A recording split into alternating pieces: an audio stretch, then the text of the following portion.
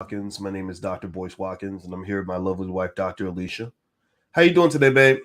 I'm all right. How you doing? Well, you know what? I guess today is going to have to be called our COVID edition Oh, because we've had a little we've had a little quarantine adventure this week. okay. Do tell, boys. You tell. Yeah. So I've been locked away for a while because I got after our trip, and we told everybody about our trip last week, and a lot of you all were tuning in when we went out of the country. And during that time, I was healthy as a horse. Everything was great. We had a wonderful time. And then dun dun dun dun, and then that's when the Rona snuck up on us, and there we are on the trip, and that's been my whole week. What's the week been like for you? Well, I mean, it's been very confusing because I don't understand. Like, we were all in each other's space, in each other's space, all Mhm. together. Look at those pictures. Okay, and how is it that you got coronavirus and I didn't? I don't know. I guess you got those strong African genes or those Gary Indiana genes. I have no May- idea. It's Maybe crazy. women in Gary don't get sick. No one else has it in the house. It's just you, boys. Yeah. But it's actually not been so bad. It's been a relatively decent week, and also I want to as we begin our conversation today, I want to welcome everybody to Pillow Talk with Dr. Boyce and Dr. Alicia Watkins. My name is Dr. Boyce Watkins. I'm a finance professor and also a black man, and my wife is a beautiful black woman who happens to be a full professor of social work, a licensed therapist, and also an individual who cares about her people as well. And so we like to have intelligent conversations against our pillow typically, but we're not against our pillow today since I'm in quarantine. Shout out the city that you guys are from. Shout out the city that you're from. And we're going to definitely jump into today's topic in 1 second. And I see Carolina already has some comments up here, and I see that in Rashida and Hector. And somebody says, seen the video titled in the session, by far the lowest I've seen anyone stupid. So, okay, I don't know what that means. Anyway, so welcome to everybody. Welcome to all the intelligent black people. Welcome to all the people who love black people. Welcome to all the trolls who are sleeping in their mama's basements on a regular basis. And welcome to everybody to Pillow Talk. So I see Jacksonville, Cleveland, San Antonio, LA. I see a lot of you from different parts of the country. Let's see, Phoenix, Raleigh, North Carolina, Fayetteville. All right.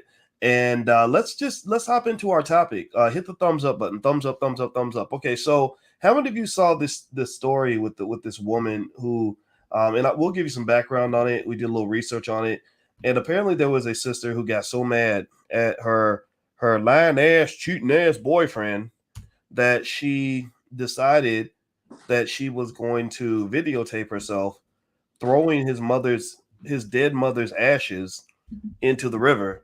There was a big reaction about it on social media, and I don't know what his dead mama did to her, but it was really interesting. So what do you think about that, Alicia?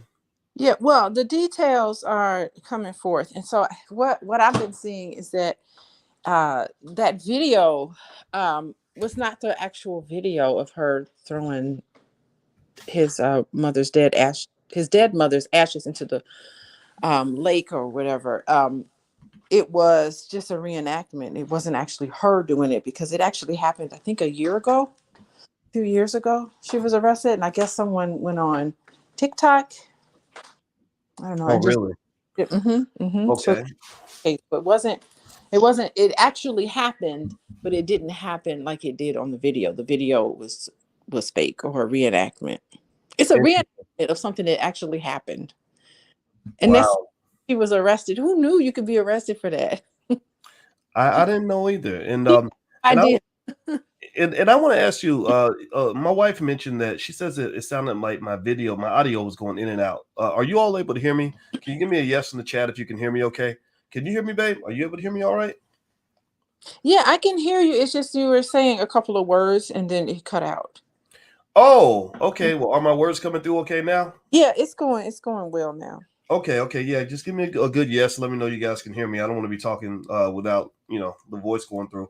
Yeah. So apparently you, I think you had sent me the link, and you and I are always really intrigued by, some of these emotional reactions that can come off a bit extreme, especially in relationships with Black folks, because we've talked extensively on here about how high Black people are on the trauma scale, and how that, how some of that can cause just over the top reactions to relationship disappointments. And her, it looks like her name is Augustine Gladney, so she's 40 years old, Wow. and which is interesting, right? Because you would expect this from a 24-year-old. Well, you wouldn't expect it, No, you but you would expect someone who know, does this. Wait, well, I would expect uh-huh. someone who does something like this to be a young girl in her 20s. I wouldn't expect a Uh, grown woman over 40 to behave this way, but it sounds to me like she was obviously a hurt person, and also that behavior, it just seems inconsiderate. Like, I'm mad at you, so I'm going to take something that you really love, your mother, and I'm going to dump your mother's ashes into the river. Um, what do you think about? I mean, what are your thoughts on that in terms of the fact that she's 40 years old and not 20 years old?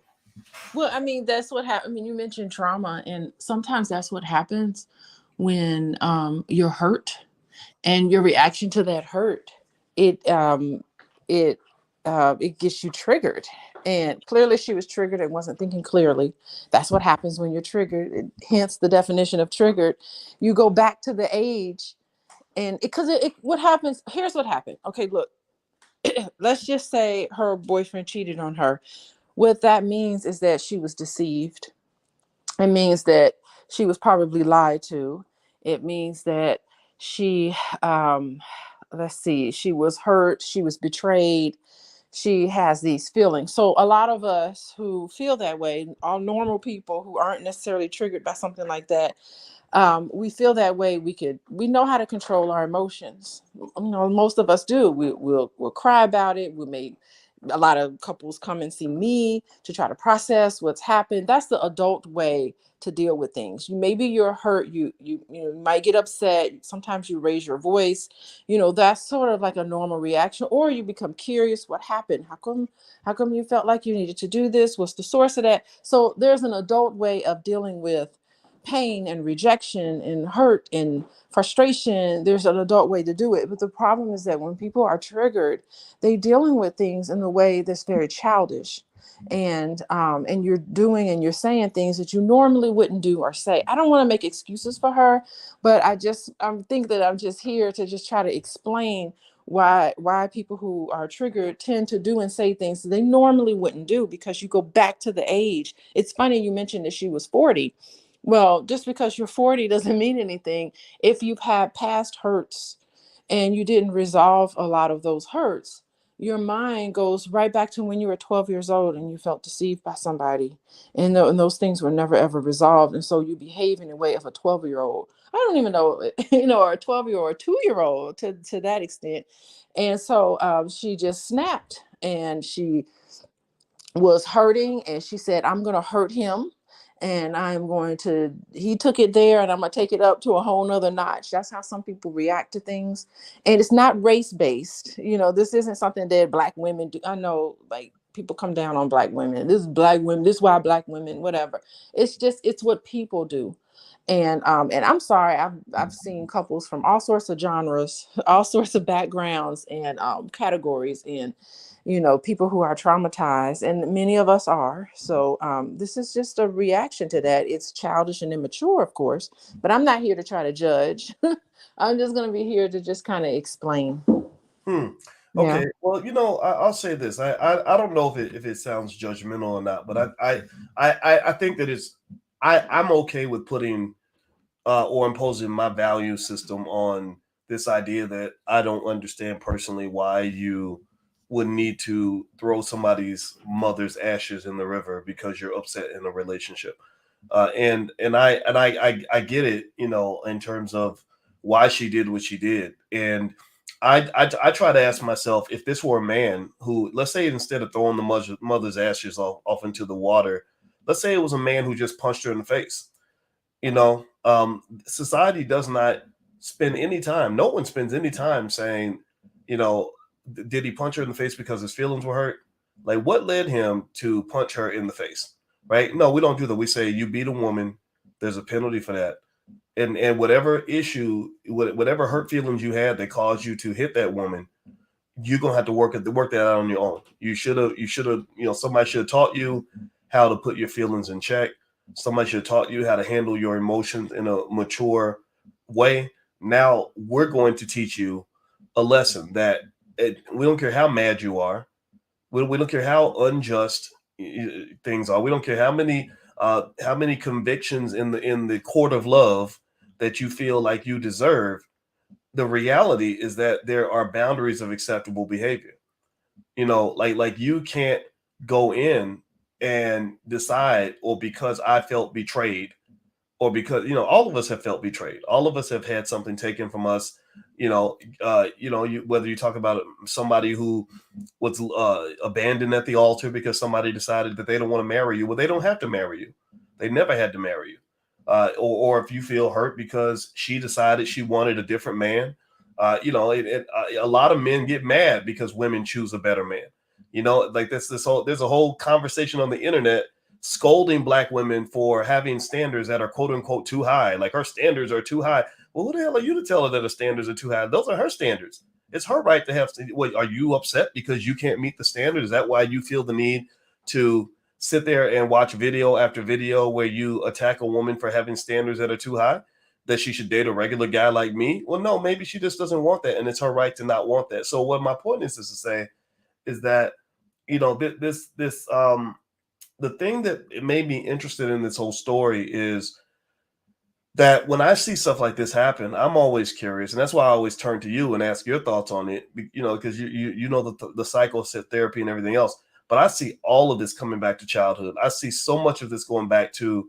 I would never forget when I heard my biological sister, explain how she feels about men, and the first one thing that she said to me was, I was asking her about our biological father, and I said, "Tell us, how did you feel about him? Like, what was it like living in the house with him?" She said, "I remember being 4 years old and being very disappointed and saying, 'Gosh, my daddy's a bum.'"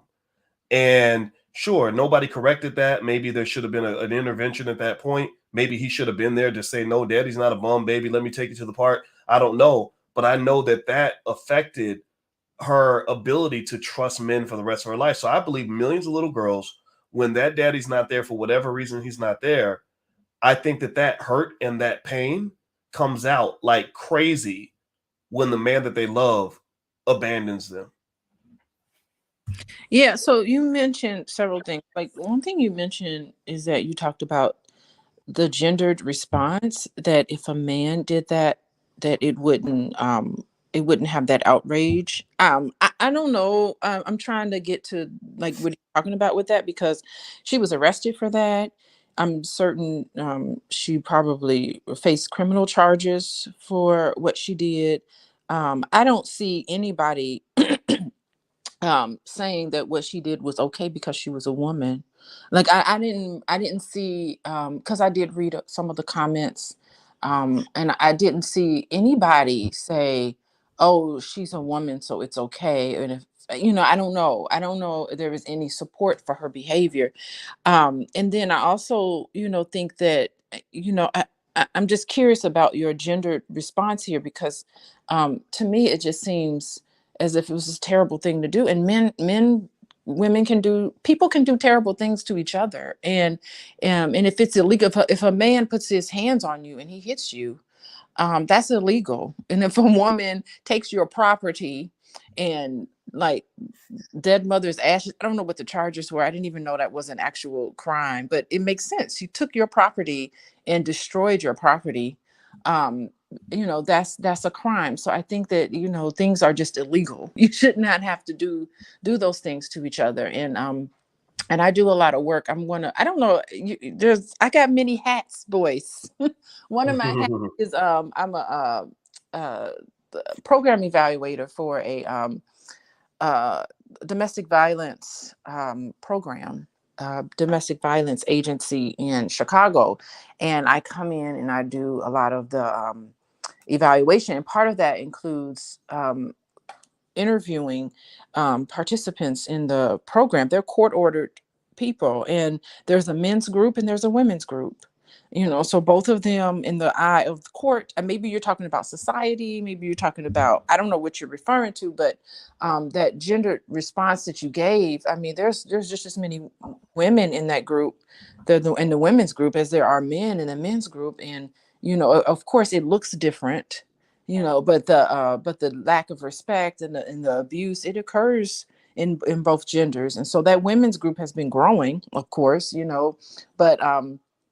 but I just think that the reason why the women's group has been growing is because rightfully so, more men are starting to come forth and say, this Right. person is abusive to me, and it's not right. It's not right across the board, but I want you to explain a little more what you mean by that. And then I'll go on to my other comment about your. Well, no, well, you make a good point. You make a good point. I wasn't making. I mean, you don't. I totally get what you were saying about the different groups and things like that. And I think specifically on this particular topic, you're right. When I looked through the comments, there were a lot of people who were appalled by her behavior. It wasn't as if they were saying, "Well, because she's a woman, it must be okay." I don't think anybody. Very few people feel like that's okay. So that I want to make that clear. I'm not saying that everybody just had empathy for her. And by the way, just on another note, the woman who was charged, she was charged or actually charged with abuse of a corpse. And in the state of Texas, abuse of a corpse is a Class A misdemeanor that carries a $4,000 fine and up to a year in prison. And so this happened in Fort Worth. And according to records, Smith told police on June 3rd, 2020, that his late mother's urn was missing from the residence he and Gladney shared. So they lived together. He maintains that he heard a conversation Gladney had with her mother, admitting to the fact. So the urn was missing. And so there was a deception there. And I'd love to get your thoughts on the deception piece. But there was deception where the urn's missing. And he's like, "Hey, babe, where's my dead mother's ashes?" And she's like, "I don't know." And lo and behold, he overhears a conversation between this woman and her daughter. So later, Smith says Gladney texted him and also confessed to what she had done. Police advised Smith to collect all text interaction with the woman as evidence. And then there was that video, which I'll show everybody on screen in a second, of some woman throwing somebody's ashes off a river. And apparently this is just a reenactment, but if you want to see the reenactment, just for whatever reason, I'll show it to you. But overall, that's kind of how it went down. So I agree with you. I think that people have matured when it comes to domestic violence. I think that they understand, that women can hurt men too. And I'm glad, because there are a lot of men who get hurt. And I think that part of some of what you're seeing online in terms of the weird movements of men and women are driven by frustration. I can see women that are upset because they feel that they aren't heard, and a lot of men don't feel heard. And so I'd love to get your thoughts about just that idea of living with somebody who lied to you, took something very sacred as your mother's ashes, and then like sat there and made you think that somebody stole them. It's the revenge. She was probably taking revenge on him. I guess her way of dealing with and let's just say, I mean, if he, if he was lying to her and deceiving her, I mean, so there's probably clearly serious issues between the two of them. They're not, hopefully they are not. And it's funny, like, you never know, they could still be together. You know how couples, man, you, man, I feel like I've heard it and seen it all. you know just in, Mm. just in my practice experience and working, like, I just feel like it's such an honor to be able to, even like earlier this week we were talking about like what it's like working at Cook County Hospital, as a social worker. And it's really something, just being able to be in the position where you're in somebody's lives as a social worker, and you see them at their lowest moment. You see them at the time of crisis, and trying to help them respond in a way that's helpful, and just to be in a position, in a helping professional position, to be with somebody. I mean, sometimes they are fully functional individuals and things just happen to them, and that's why they have to see people like me. And They're, great individuals. They do well in a community. They have a regular job, and then, something surprising and something really unfortunate happens that surprises them, and it's a high level of PTSD among people, because it's like, good grief, wasn't expecting this to happen, and I need a place to process it. So, I have in my mind, I feel like I have seen it all in my 20 years of helping mainly Black people, but just people dealing with their issues. And so you were asking about the deception, and why people do what they do. And it's a bunch of different reasons. And I know you mentioned something about you were questioning, and what was coming to you was thinking about maybe perhaps she didn't have a biological father, or any sort of father figure who stepped up to the plate for her. That could be, it could very well be that she didn't have, not only maybe was a male figure in her life not present, but maybe that male figure was abusive. It's possible, it's all possible that, there was something happening. And maybe for him, he's picked this lady who was this way, who acted in a way that was revengeful.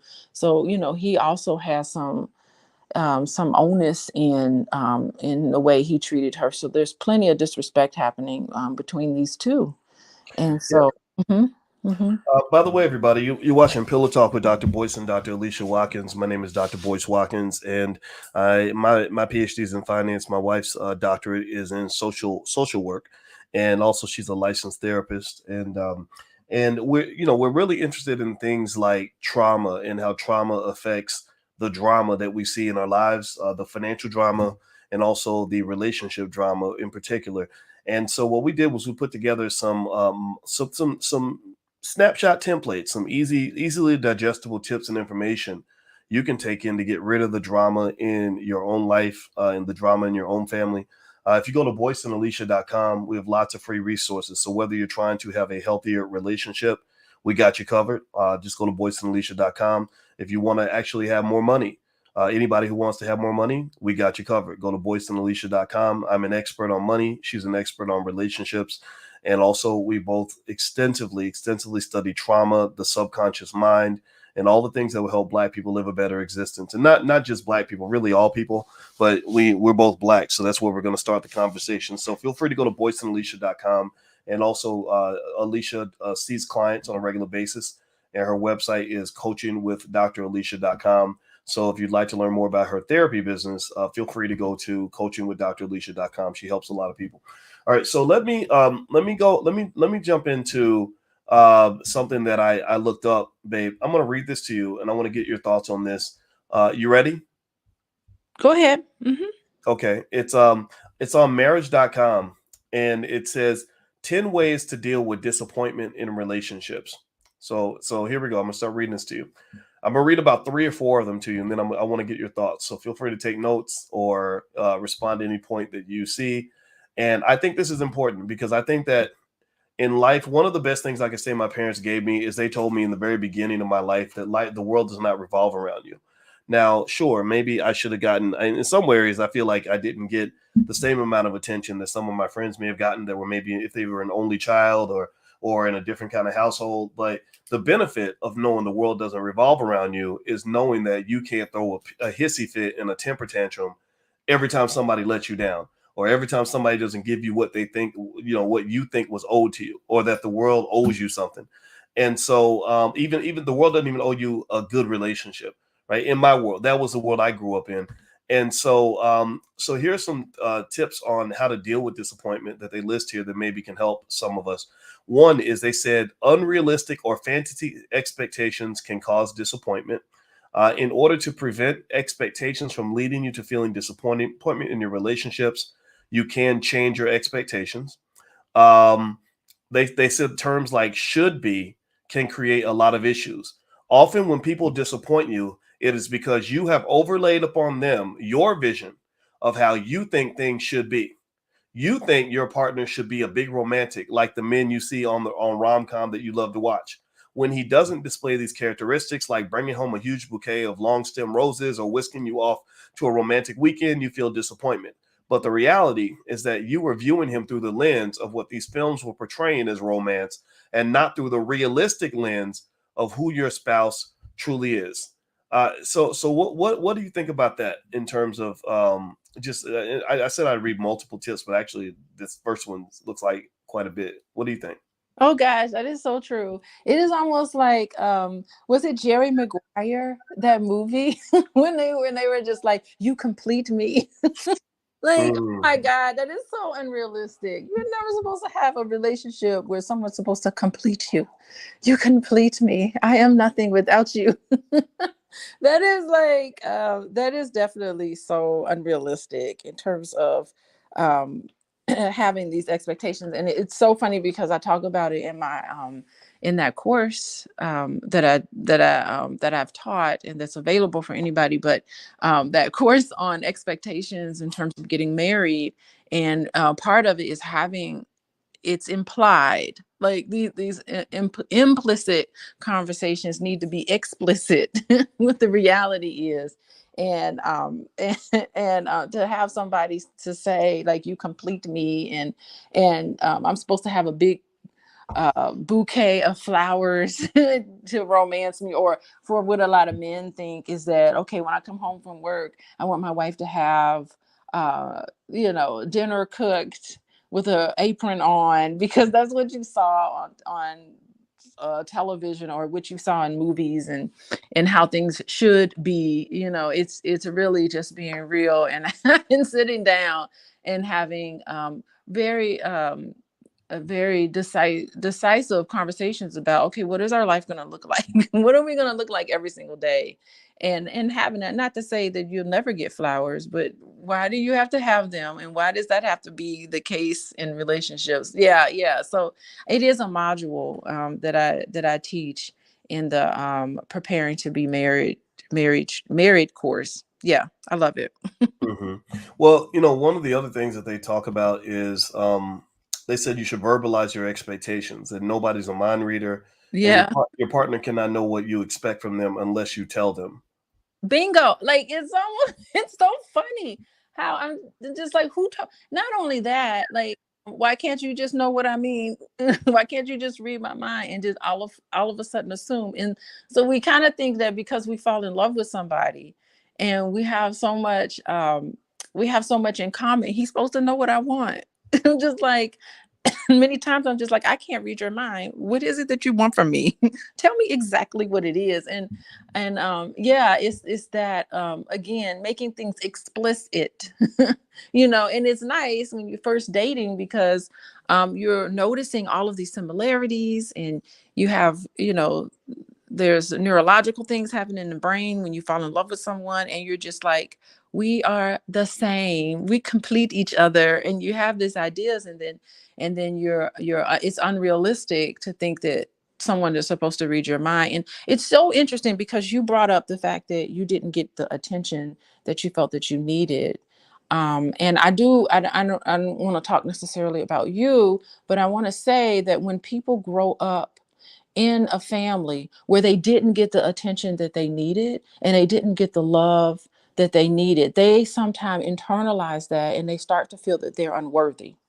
And so when you are in relationships and you have a need, sometimes it's very difficult to vocalize your need to a partner, because you weren't able to vocalize your needs as a child. And you were dismissed, and you were put aside, and you were made to feel unimportant. And you say, you know what, well, if my needs and my thoughts aren't important, then I am unimportant. And when you get into relationships, you do expect somebody to just read your mind, because you never had a responsible adult, usually a parent or a mom or a dad or someone in your life that was able to respond to you. And that's why it's so important for all of us, Right. to grow up in a loving environment. Because why is it so difficult for you when you're an adult to express what you really want and need? Well, you haven't had any practice in doing that. And you've been dismissed and put aside as a child. And I think we as Black people need to really stop and listen to our children and what our children really want and really need. And it's so important. Their feelings are so important. their thoughts are important. Not to say that they run the household, but there's a way for you um, to convey to someone that they're important and not have them take over and not have them be the only center of attention. But it's very important for them to know that they are important, so that when they become older, they can be in a relationship where they're able to say how they think and what they feel and what they need from their partner. And I see a lot of people in my office that can't do that because they have that sort of background. Okay, okay. And one thing they were saying is so the reason I brought up this way to deal with disappointment is because when I see somebody who decides, okay, because I'm disappointed, because you cheated, and cheating is kind of the number one thing that men get found guilty of that leads to like probably 80% of all these divorces and stuff, or it's somewhere in there. It's usually in the divorce papers somewhere.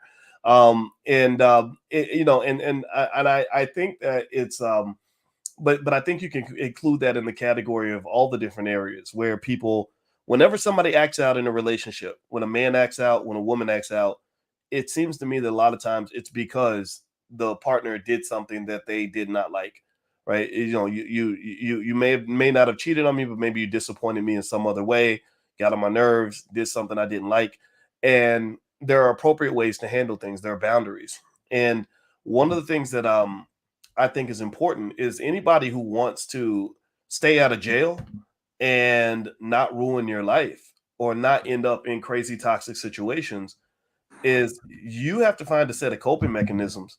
You need to learn how to woosah in there. Like there's this idea. I mean, I remember when you and I were back at Indiana University, and there was some guy who lived in California who was upset because his girlfriend, who was attending IU with us at the time, she had decided to date another guy. So this guy traveled all the way from California and killed her in the dorm. And you know, he was probably a guy who felt like, how could you do this to me? You can't do this to me. This isn't right. You know, and maybe it wasn't right, but it also wasn't appropriate for him to respond by harming her. There's nothing you can't Mhm. do. The only thing you know how to do, or only thing you're able to do, in my view, is either accept it or walk away or do something, right? And I remember thinking about that, you know, when I was younger with relationships where stuff would just happen and people would just do you dirty, just do you wrong.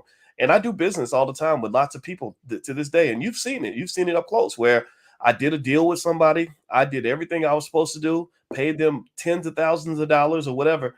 And then they just decided that they didn't want to do what they were supposed to do. And I would be mad. I'd be furious. I'd want to go and kick somebody's butt. But then there's a point where you say, you know what? The best you can do is pack your stuff and move on. The best thing you can do is take all that energy, you know, and this is true, I think, in relationships and love. When you get to that point where you start to feel possessive over another human being, like you start to feel like, okay, that's got to be my woman. That's my woman. Ain't she can't be nobody else's woman. She can't be with nobody but me. That limits you. You're not going to be able to see all the great women that are out there for you because you're focused on this one woman you can't have.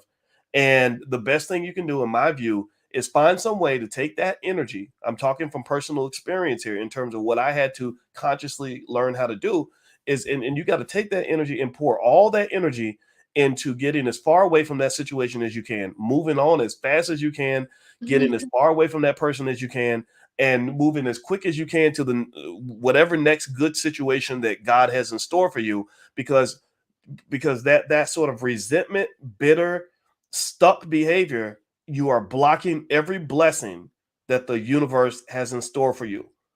Do not get into that petty mindset because you will block every blessing that God has thrown at you and you're going to put yourself in the depths of hell. Okay, yeah, you mentioned about uh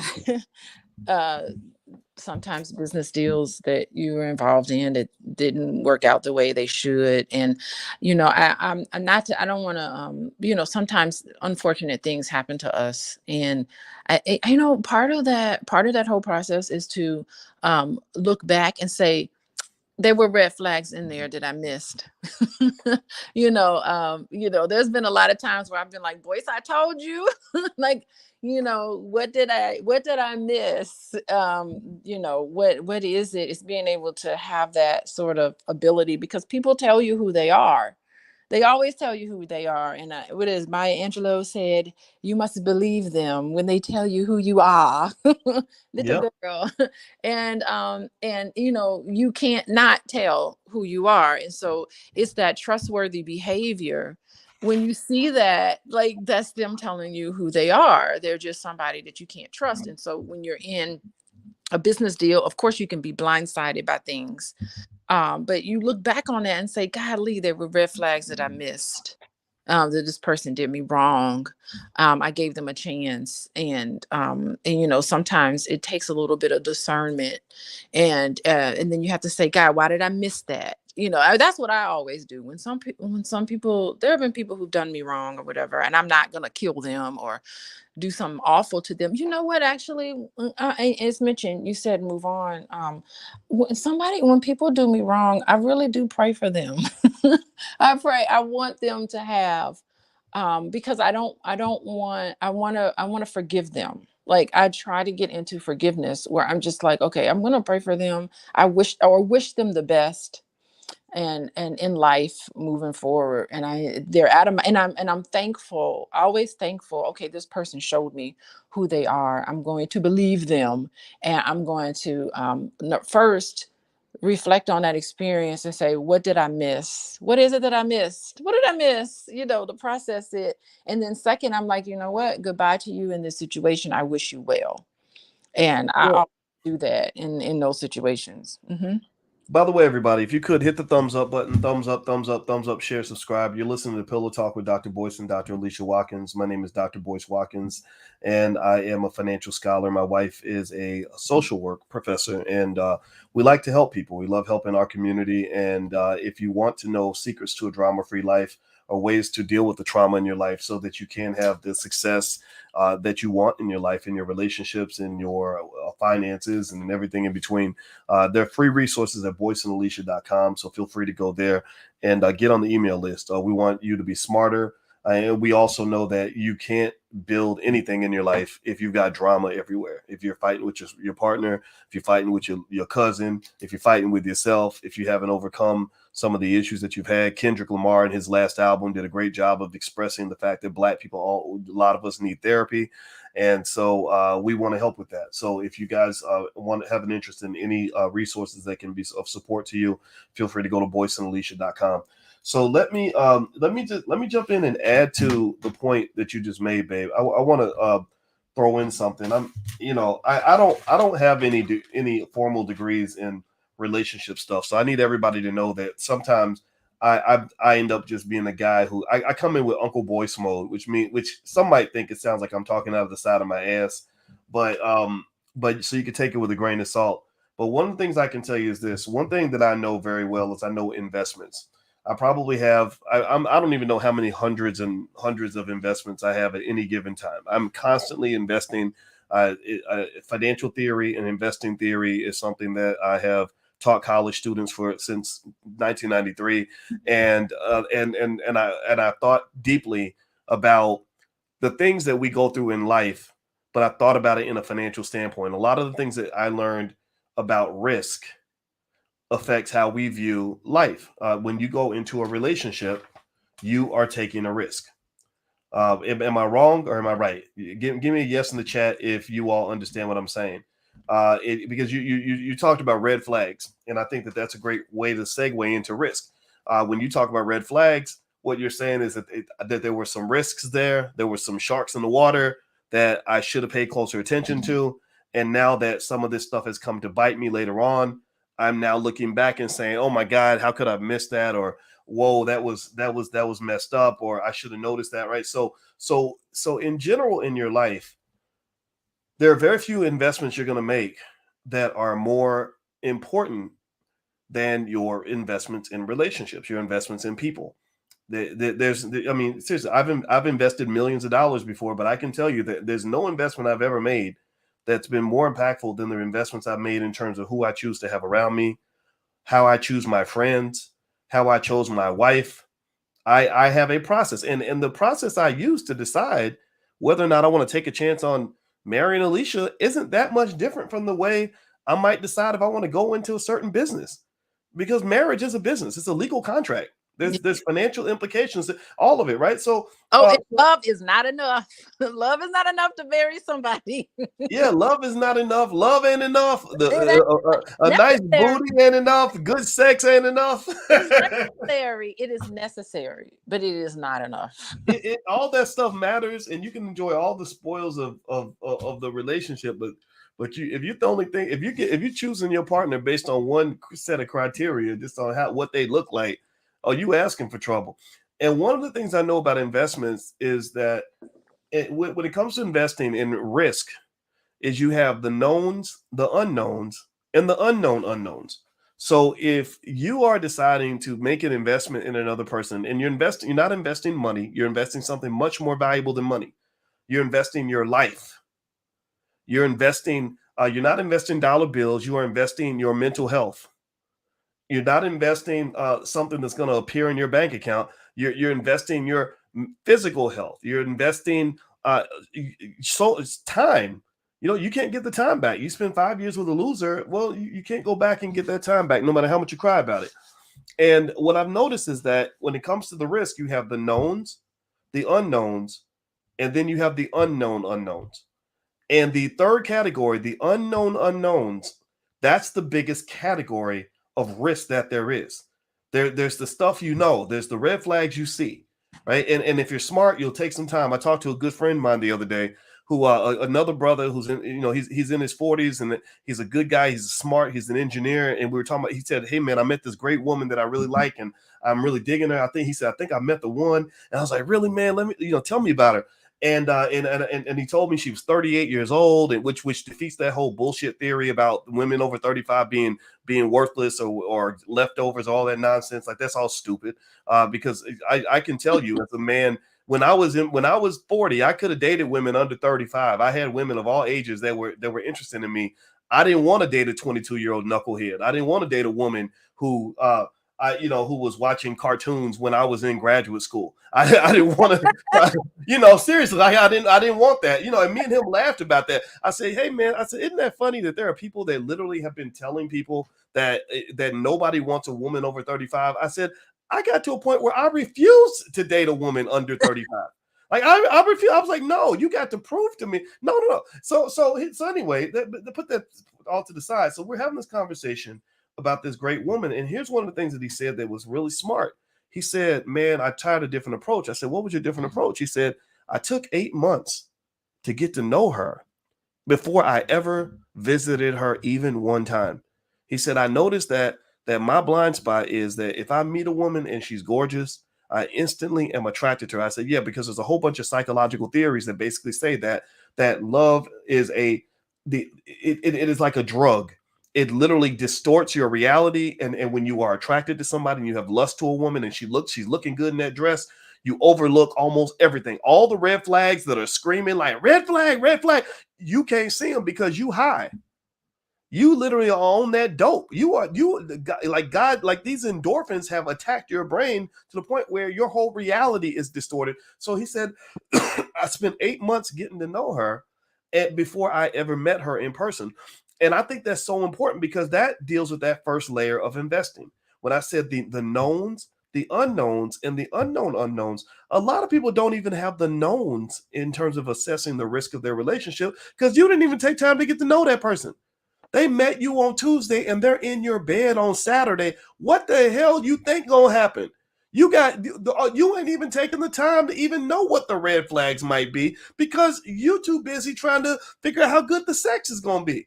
And then once the sex hits you, then kaboom, it's over. It's over. You're not gonna start noticing the red flags until about month 8. And after that point, by that time, that person is in your life. They have met all your friends. They living in your house. They're all up in your stuff, and you can't get rid of that person. So ultimately, I encourage people to look at your relationships like an investment. And with every good investment, real estate or any other field, you take time to do what they call due diligence. Any investor who does not do due diligence on their investment is a stupid sucker who's looking to lose their money and stay broke. So if you're looking to be broke emotionally, then don't do your due diligence. Go chase a big butt and a smile. Or go lay down with a guy just because he's making $150,000 a year, and don't spend the time evaluating what kind of a human being he is. And then you're gonna, because you're gonna miss all the red flags because you did not do your due diligence. In life, smart people who have good lives, in my view, are people who think like investors. That's my 2 cents. What do you think? Okay, so it sounds like what you were talking about is that, well, there's two things. Number one, when you start dating somebody, you need to take it slow. Take it slow. Turtle. Go at turtle pace before you start. And I mean, gosh, boys, how long have I known you? Almost 30 years. It took you a long time. It took you a Long time to what? long huh? Well, what, long time to propose to you? It took you a long time. Yes. I wasn't waiting on. I wasn't waiting to propose to you. I didn't think you were even an option. I If you had know. been available, I would have proposed. I would have probably proposed to you at about 30, 35 years old. But That here's would, the thing. yeah, I was available for so long when we first met. I don't yeah, even yeah. When we first met, that. I was a 22-year-old, and to be honest with you, I don't think I would have been in a position to properly respect the kind of relationship I would have had with you at that age, because at that stage in my life, timing is everything. So at the age of 22, I was Mr. Go Get It. I was Mr. Ambitious. I was Mr. Study 10 hours a day. So I was wanted to, I. I met you in the library. yeah, you did. You did. And you were gorgeous. You were absolutely gorgeous. But I think that I don't know that I would have known what to do in a marriage and kids type scenario until I was fully ready. I just didn't. I wasn't. That was not of interest to me. I could have gotten married 1,000 times. I met women that were very nice and all that, but I had other things I wanted to do. I wanted to be one of the best scholars in the world, and that was what was important to me. And I did, and I would meet women that would become, some of whom would become very frustrated because I would say, "Oh, I'll call you on Tuesday," and I would forget, and it's because I would be working in the lab all night or whatever, and I'm okay with that. Like I'm okay. Like I don't judge anybody else's choices because I made my choices the way I wanted to Yeah, make them. you really. The thing is, it's great. I think that's really interesting. You would forget, but depending on the woman, some maybe you don't forget. Maybe you Yeah, just like, right. Now that's true too. I do believe that if a man really I'm just likes you, saying. he will make time for you. And so it's not to say you wouldn't have been. And it's all good. Let me say it again. I said it's all good. Like I've had guys forget to call me, and I'll be like, okay, you can forget to call me. It's perfectly fine. I There's somebody else that didn't forget, so I moved on. I Oh ain't yeah. gonna be the one to be putting your ashes in the water, your mama's ashes. I'm not like that. I'm just like, cool. It's all cool, and I now know you. I see you. I see you. And, I think in general, I don't believe in telling anybody like what to do and how to live their lives. I think that the dumbest thing you could do though is if you get all your relationship advice like from gurus on the internet, that's a big mistake because a lot of these internet people, some of them, they live pretty empty lives. They just pretend to be doing well so they can get you to watch their YouTube channel. But yeah, for the most part, it's they're gonna, some of them will give you bad advice, and they'll give you bad advice and you take it because it sounds good, and yeah, then but when you apply it to your own life, it doesn't actually work. And then when you find out details of their life, you find that their life wasn't as great as they were pretending that it was. Like, so to me, if I'm going to get any sort of internet guidance on how to have a certain kind of relationship, I'm going to look at your relationships, and I want to know the details of your relationship. I want to see your life. Just like if you're my fitness instructor, I need, if you are 400 pounds, you're not going to be my fitness coach.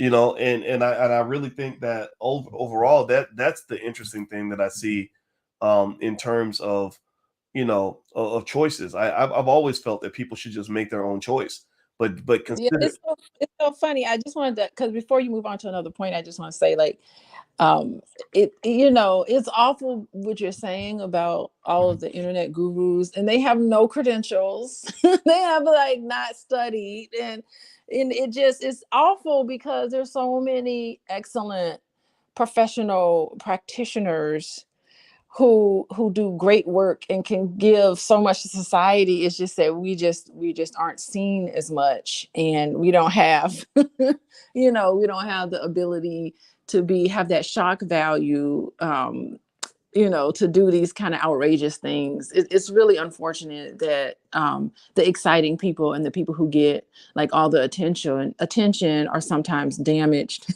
in their communication and what they do.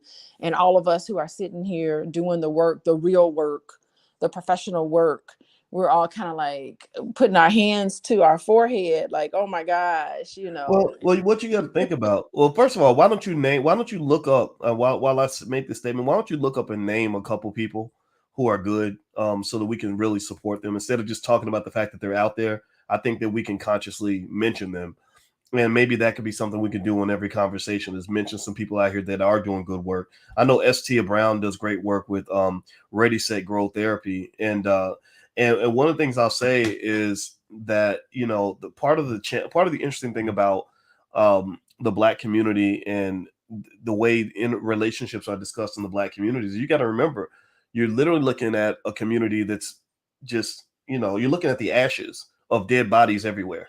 Like their dead relationships just splattered everywhere, and there's toxicity everywhere. And for example, a lot of people related to that crazy Kendrick Lamar song, where they're going back and forth, "F you, bitch, F you, F you, bitch, F you," but they relate to that because that's how their relationships look. Like their real life looks like that. And so when you are a therapist and you are talking about things like respecting other people or having empathy for other human beings, Mhm. or creating a healthy environment for yourself or sacrificing for your children, well, that's going to fall on deaf ears for a lot of people. That's like literally a foreign language for some people. It's like talking about health food in the middle of a fat farm. Ain't nobody gonna want to hear you talking about your salad and your quinoa and and your vegan lifestyle. They want to go for the cheeseburgers. They want the Whopper with extra cheese with the chitlins on the side. Because that's the stuff that ends up tasting good, and Mhm. it's also the stuff that ends up killing them. Yeah, well, I mean, again, that could be a trauma response too. It's to have that comfort food, and to be able to indulge yourself in unhealthy eating habits. Sometimes that happens to people all the time, and that could be a form of trauma. The overeating, the need for this sort of level of comfort. I mean, all sorts of addictions, all sorts of addictions come from that. Uh, in terms of your eating habits, and so it is a trauma response. Yeah, I agree with that, Boyce. Yeah. I think that's what you're looking at, right? And then also remember that you have different age groups as well, right? So if you are 25, you probably can't really say a whole lot in terms of relationship advice to a 45-year-old that they need to be listening to, because a 45-year-old and a 25-year-old are just have different experiences and are going to see the world in different ways. And so if you look at for example, the late Kevin Samuels being 57, remember, there's a big age range between, say, 22 and 60. That's a 40-year gap. So there, at the very least, you can make an argument to say that a one size fits all model of relationships is not going to be appropriate, because the way that I was supposed to date when I was 25 is different from the way I was supposed to be dating when I was 45 or 50. And also, and again, I don't know about Kevin's dating situation, but I knew I was really kind of stunned by the way Kevin died in the arms of a 32-year-old that he just met, because I remember thinking to myself when I was in my 40s, I'm getting older and I don't want to die next to some 30-year-old lady that I just met the other day. And I remember specifically thinking about that because I had young women that still wanted to be around me. And I said, what if my old ass, what if I get, my blood pressure is going up? What if my old ass have a heart attack or a stroke and I need somebody to haul me to the hospital? I said, I need an OG type of woman next to me who's really going to make sure I'm straight. I need a Black woman that knows what the fuck's going on, not some lady who's going to start flipping out because I was her sugar daddy. Like those sugar daddy relationships, they're fun, I guess, when you're younger, or when you're, when you're like 30, 35, 40, or whatever, that can be cool. But I think when you get like in your 50s and your 60s, you got to kind of have a plan B, and this is not new. Like, this is not like, it was almost like a tragic comedy, but not funny though. It wasn't funny, but it was tragic in the way Kevin died, because it was just like that Jack Nicholas movie. If you remember, what was it called? Do you remember that movie?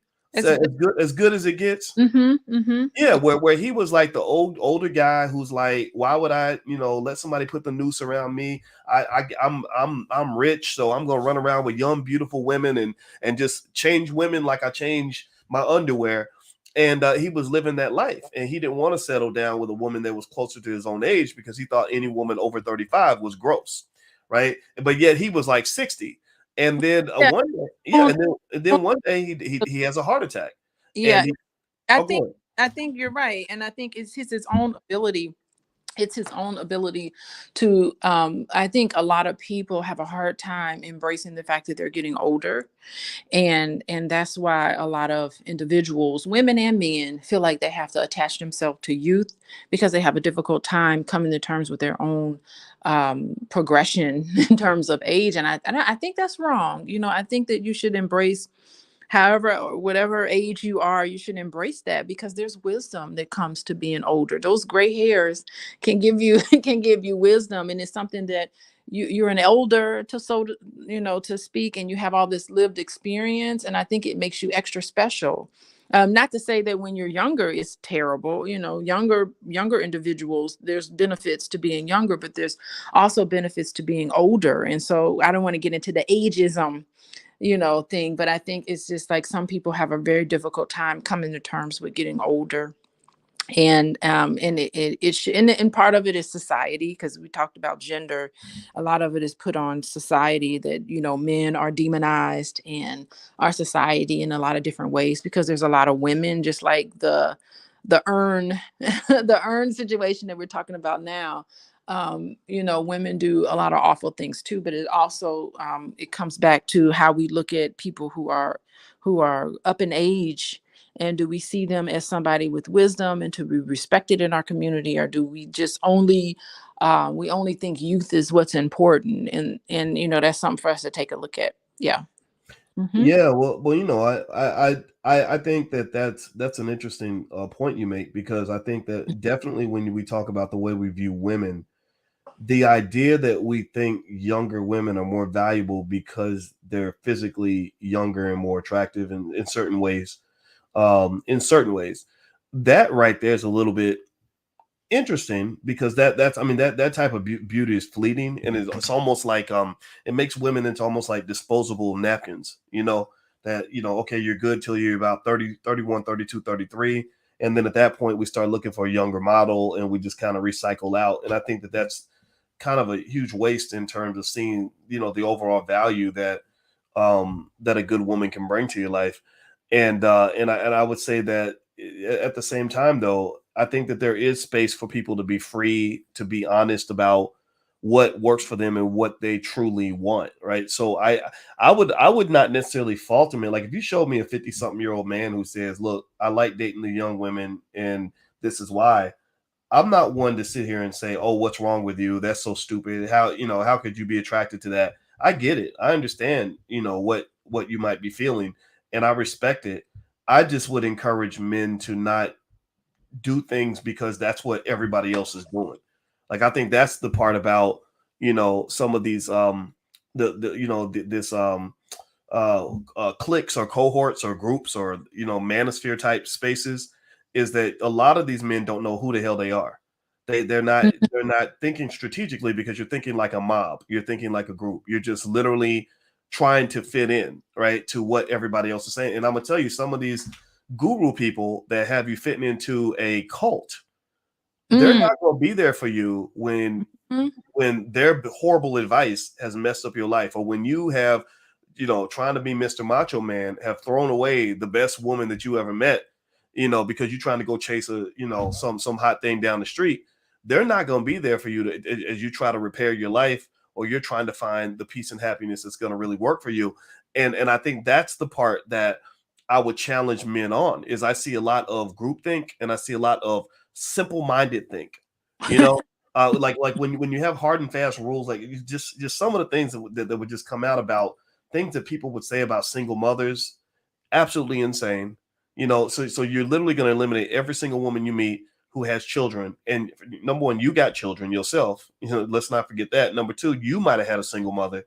That tells me you're a stupid person. You're not smart enough to at least say to you could say, look, I have a preference. You know, hey, I don't really know if I necessarily wanted to take care of kids yet. I'm not ready for that. I get that. That was my life. I made those same choices too. But when you get to the point where you make hard and fast rules and you're simply repeating what somebody said on a fucking YouTube channel, you have got to be the dumbest human being to ever walk the face of the earth. And I'm not telling men to make any choice that I've ever made.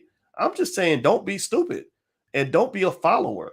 Be a damn leader. Like if you want, I mean, really, if you're talking about really the essence, in my view, the essence of manhood is be okay with being that man who says, look, I know what the rest of y'all are doing, but I'm gonna be over here finding my bliss. My success in life came from me looking at what all the other men were doing and saying, you know what, y'all have fun over there. I'm gonna be over here because I thought about it, and this is what's gonna make boys happy. This is what's gonna work for boys over here. And I could give half a nickel of concern about what you think about the choice I made. You know, and I make that point loudly, and I'm gonna stop talking because I want you to talk. I want you to respond, or you can take it to wherever you want to go. But I make that point loudly because the louder the voices got, that from guys who I think perhaps naively were following the crowd in terms of when Kwame Brown was making fun of me for getting married to you and everything else. I became that much clearer in saying, like, no, don't be stupid. Make a choice. Be a man.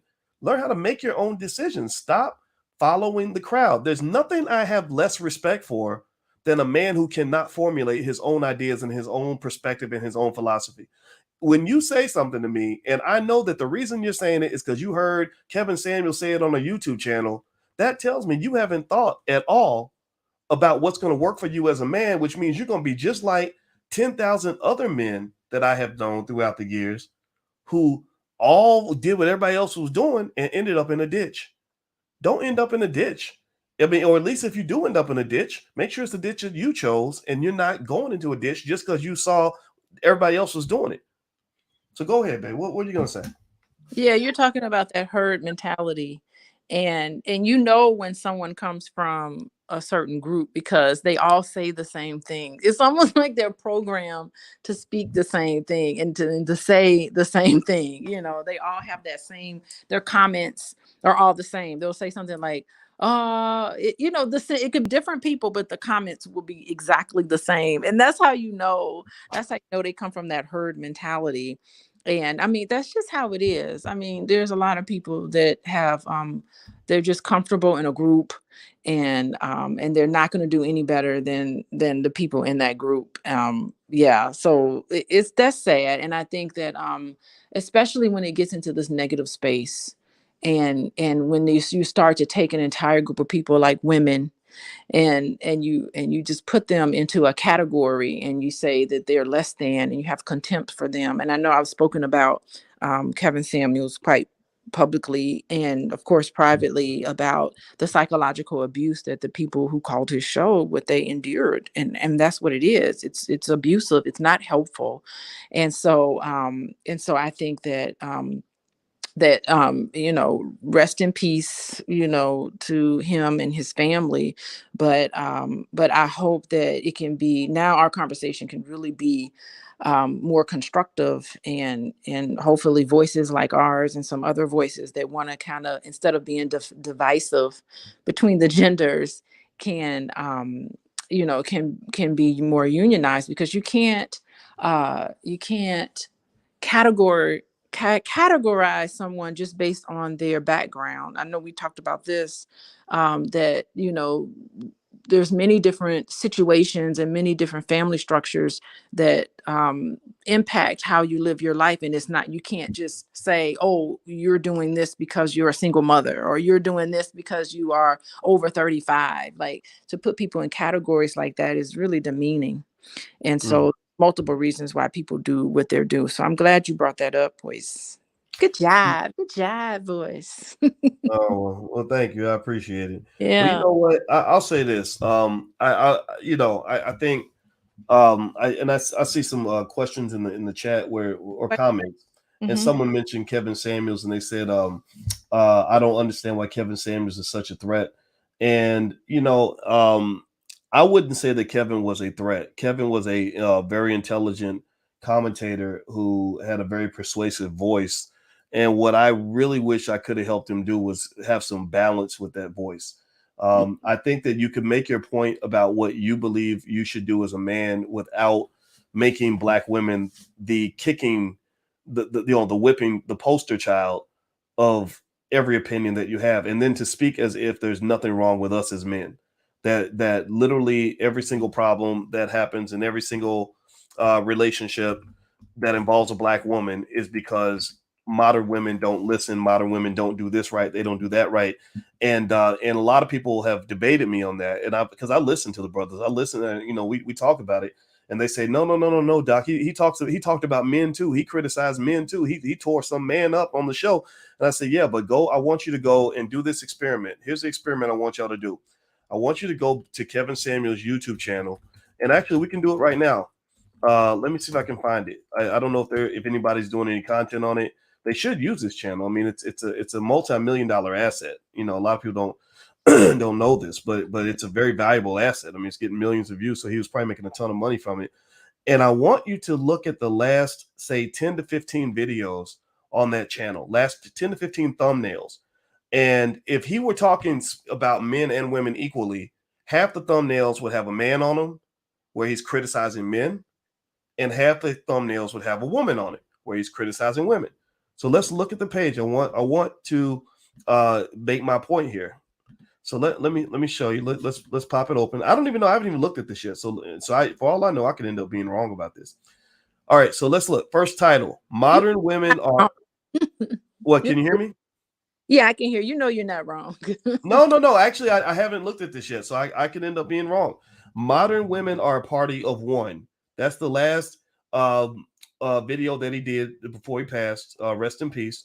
And it's an unhappy black woman with holding a birthday cake where she's very sad because she makes bad choices in her life. The next one, the self-love of modern women. So it shows a woman selfishly loving herself. Let's see, worst wife ever calls in for dating advice. So that's woman. So far, we're 3-0. 4, worst wife ever calls in for dating advice again. Over 40 dating sucks for modern women. Next title, conversation with the lead attorney in Miami. That one, I guess that's his special guest. I don't think he was bringing the lead attorney in to attack him or tell him that he was going to die alone or that he's that he's leftovers. Let's see. Next, modern women charge for submission. Single mother from down under has too many somethings. Modern women have to share men. Leftover women are tired of men. Bad boss Buddha chick wants rich husband. Lizzo can, but Cam Newton cannot. So I guess he's talking about Lizzo. Let's see here, and I'm not here to defend Lizzo. Y'all know that. Let's see. Here's another. Cam Newton triggers bad boss bitches. He does a live Q&A from LA. Why are modern women running away? So I'm supposed to settle for a regular dude? Like, so my point is to say that this is not a channel that was balanced between critiquing men and critiquing women. This was a channel that was built in a very basic, simple way.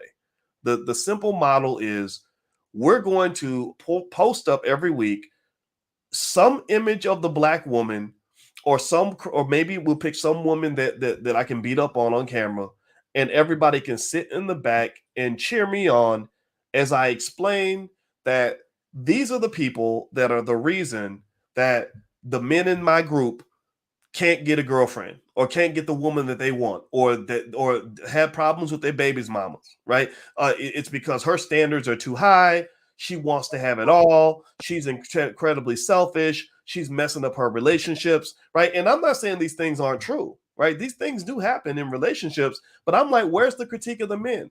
At what point are you telling the men, look, your shit don't stink either. And maybe you think that her standards are too high because you can't meet the standard, and that's just making you upset.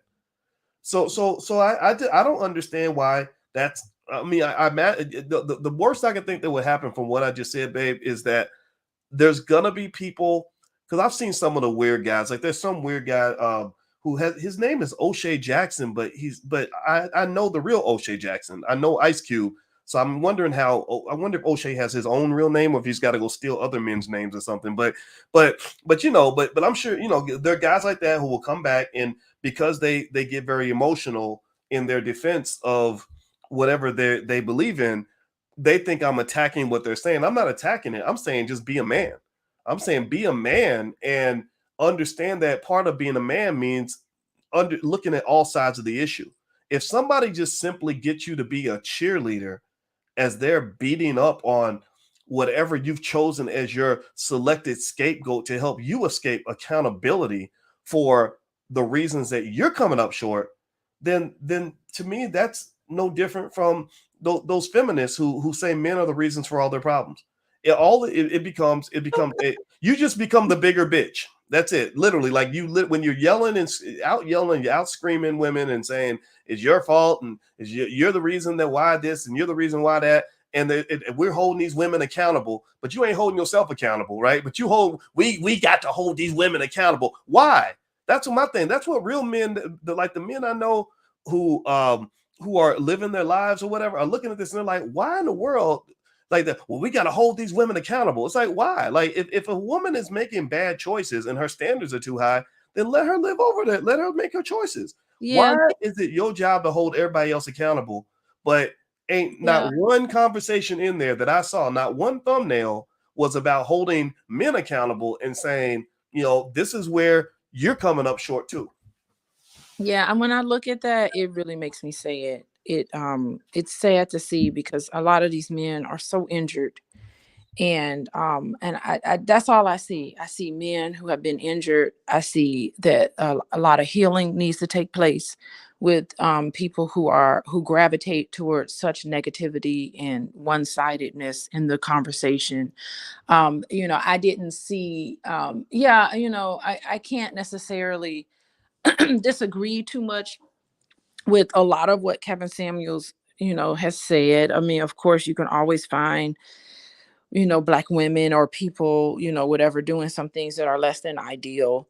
But the fact that he would come down so hard on Black women, and here we have an example about the Earn situation, about how she has she was totally triggered by this whole thing, and she did something that was illegal and that was abusive, and him cheating on her, that's psychological and emotional abuse too. So whatever the dynamic between their relationship is, that there's a lot of pain, there's a lot of hurt, there's a lot of I don't want to sound like Jada a lot of, how Jada talked about how there's healing that needs to be done, but I'm not situation. I'm not really defending Jada. I ain't either. I ain't defending her. That's another. We need to talk about her.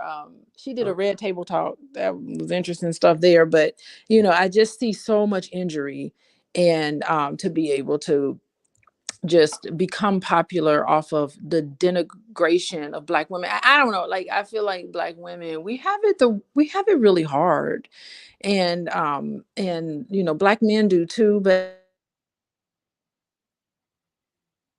I can't hear you. Hey, Alicia. Way more difficult in a lot of different ways. There are some ways where Black men have it really bad, where we don't get to experience a lot of that. But there's many, many different ways where Black women. I mean, I was just reading something recently about how Black women are the least paid for the work that they do, and if they make a mistake on the job, or if they make a mistake, they receive like the worst penalty and coming down on them really difficult. And I can speak from personal experience. Hell yeah, that that happens in my life. One, coming down on you with a vengeance. Yeah. And so we really need a lot of love, and we haven't gotten in. And what were you gonna say, boy? Well, let me say this. When I take instruction or critique or criticism from black women or black men or anybody, I don't take it from everybody equally. You know, if I'm going to consider letting a woman criticize me, my question would become: have you earned that right to be? Have you earned the right to criticize me? If you want to criticize how I respond to my pain, uh, you have more credibility if you sat with me in that pain. If you went to battle with me and you saw and we fought the same battles together, then I can hear you out. And let me give you an example. I'm not really interested in hearing. Let's say you have a black woman who marries a white man, and she wants to do a TV show where she's talking about what black men need to do better. She has no credibility to me because you're not even in the battle. You're not in the trenches with the black man. You're not fighting alongside the black man. You're not helping us to deal with the issues that we're facing. So you're really kind of trying to coach the team as a spectator. You're not participating in this game. You're just watching. You're coaching from the sidelines, and you have no credibility in my view. Doesn't mean that what you're saying can't be right, but you haven't earned the right to criticize me. And I would almost make the same argument when you talk about when Kevin was here. You know, Kevin spoke extensively about the black woman, and you could make an argument to say he was trying to help black women do better. He was trying to make sure they don't die alone, like he did. They're trying to make sure that he's trying to make sure that they learn that their standards are too high and they got to change this and change that. Okay, I get all that. I get all that.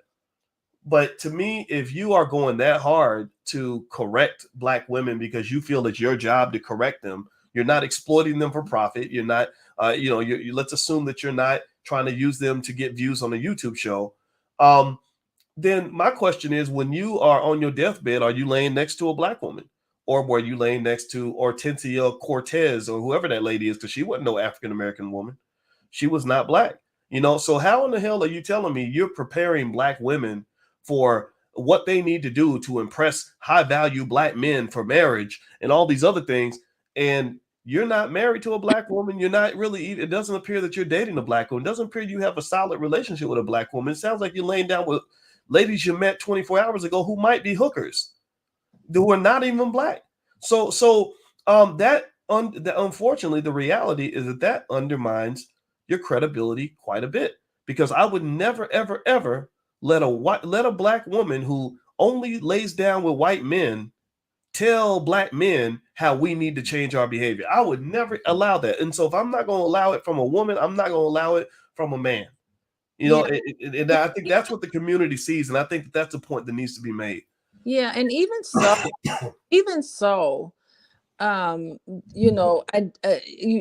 if you want to help somebody, the best thing you can do is have empathy for them. And if you want to help someone, the best thing you can do is have a positive regard for that person, a nice, honest, positive regard toward that person in a way that is respectful. Is the best way to help somebody. It's ground one on how you help someone. And I think that the contempt and a lot of the negativity and the some of the meanness that came out is definitely a place where you just can't help anybody when you're mean like that to them. Like it doesn't work. What you're doing is you're making fun of them, and you're putting their pain on display for a profit. And I think that we as a Black community, we deserve better than that. Much better to profit off of our demise and to make fun of us and put a spotlight on the worst of us and not see the beauty in us. It's almost like, I mean, it's worse than what whoever you slept with, it's worse than what any white person has ever done to us. It hurts more when it comes from us. And I think it's really unfortunate, boys. Yeah. Well, that's what it is, and I think that I would encourage anybody that wants to be pro-black, that's pro-family, to understand you can't be pro-black and constantly attack and berate the black woman. You can't do that. You can't be pro-black and be anti-black family. Black man. I mean, there are a lot of people out here that I've seen talk terrible about black men. Black man this and black man that. Like, what is that? And I mean, I've heard awful things said about you boys. It's just like, First of all, most of it ain't even true.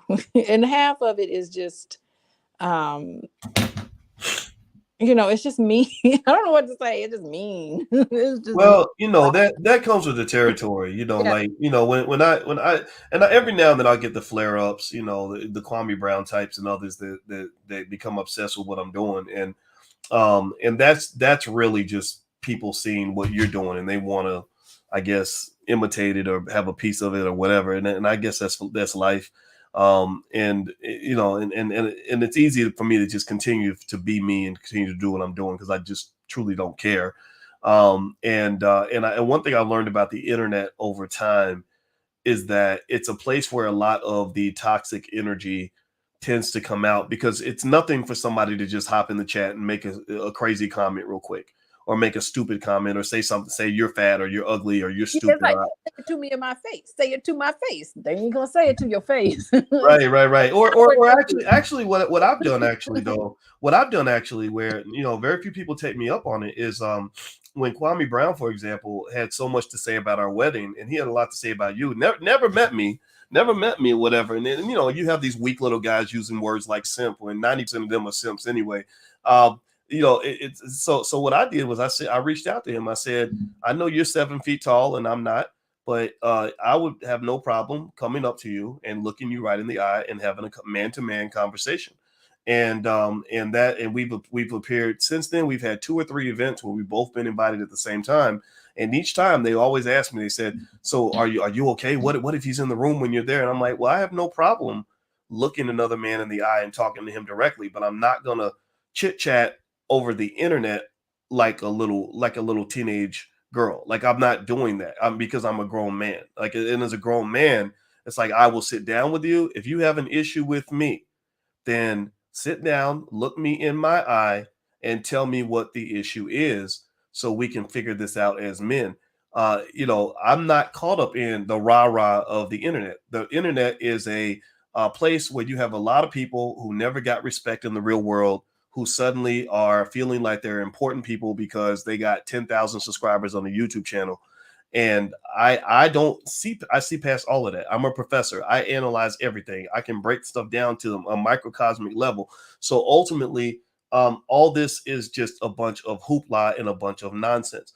What's real in our community is what's going on with our families, what's going on with our children, what's going on with the future of this community. And if we can eventually have a conversation, a productive conversation about that, then everything else you're talking about is basically entertainment. That's all it is. And entertainment means just absolutely nothing to me. And so, in general, the other thing I will always say too is that whenever I've had people that would go out of their way and do like lots and lots of videos, so part of it is if you put my name in a video, it's going to get you some extra views, and I understand that these guys Yeah, need the money. their whole entire platform is on. I'm gonna talk bad about boys. I'm gonna talk bad about this person. Their whole entire platform is trashing. Trash. Yeah. Or what they call it, like roasting people and stuff Uh, like that. And I've hit some of them up. I said, look, I'm not going to sit here. I'm not going to scream and holler back and forth at you on YouTube because that's what children do. But if you want to call me, here's my phone number. Or if you want me to come on your show, I will answer every single question that you have. I have absolutely my intellect does not fear your intellect.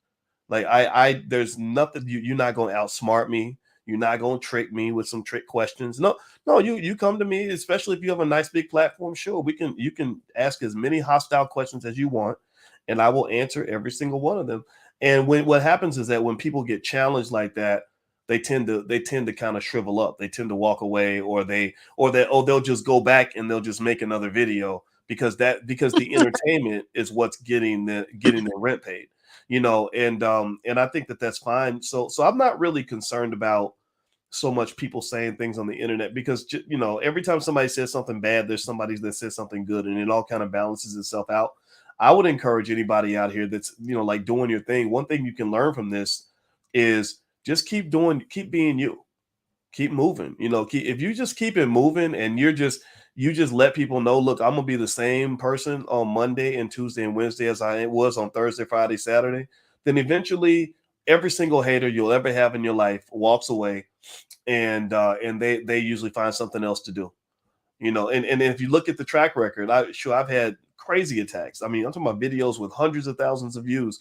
Um, and Kevin Samuels did a video about me, but actually he didn't attack. Kevin was a very believe it or not, he was actually quite a logical, intelligent person in the sense that he when he talked about me, he spoke in a way where I said, okay, actually what he's saying is actually correct. You know, He did a terrible video about me. Remember that? well, yeah, well, that's because your some of your perspectives are not consistent with his perspectives, and I think it's his right to disagree with you, right? Yeah, And but and I disagree with interesting. him. Yet again, another black woman. He didn't, yeah. Yeah, but remember that. But the thing was, though, I have to give him credit though, because when he did speak about you, from what I understand, I didn't watch the whole video, but he didn't do it the same way that, like, say, a Kwame Brown did it. You know, like some of these guys just talk out of the side of their ass. They don't know what the hell's going on, and their goal is to be ignorant and disrespectful. I can respect a person who disagrees with me. What I cannot respect is a person who is a 40-year-old teenager, or Yeah. you are willfully ignorant, or you just trying to keep it as gutter as possible because you know that ignorant people respond to ignorant content. Once you start getting ignorant, that lets me know that we're just not the same.